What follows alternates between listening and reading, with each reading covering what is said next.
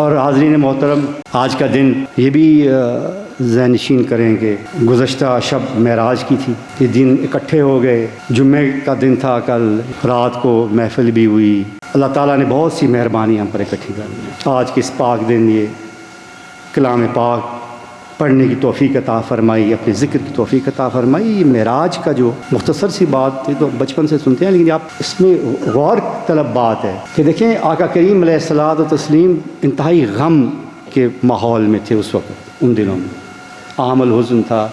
حضرت خدیجۃ الکبریٰ جدا ہو گئی تھیں، وفات پا گئیں، حضرت ابو طالب فوت ہو گئے۔ جو ایک گھر میں جو سکون آپ کو نصیب ہوتا تھا، ملتا تھا، آپ باہر سے تنگ ہو کے محنت کر کے آتے تھے ان کفار کا مقابلہ کر کے، تو یہ جو نرم گوشہ ہوتا تھا گھر کا وہ چلا گیا تھا، جس کی وجہ سے آپ بہت غمگین تھے۔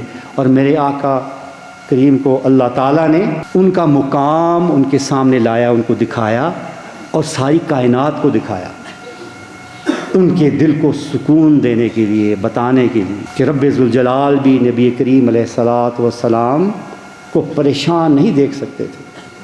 اللہ تعالیٰ نے انہیں راضی رکھنا ہے قیامت کے دن۔ ہماری تو امید ہی یہ ہے، ہماری تو امید ہی یہ ہے کہ رب نے ہمارے آقا کو ہر صورت راضی کرنا ہے، اور وہ راضی تبھی ہوں گے کہ ہم میں سے گناہگار تر بندہ جو میری طرح کا ہے وہ بھی نہ پل صراط پار کر گیا جنت میں نہ داخل ہو۔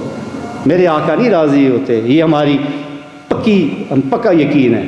ہمارے آقا تبھی راضی ہوں گے جب ایک ایک غلام کو پکڑ کر وہ نجات کی طرف لے جائیں گے۔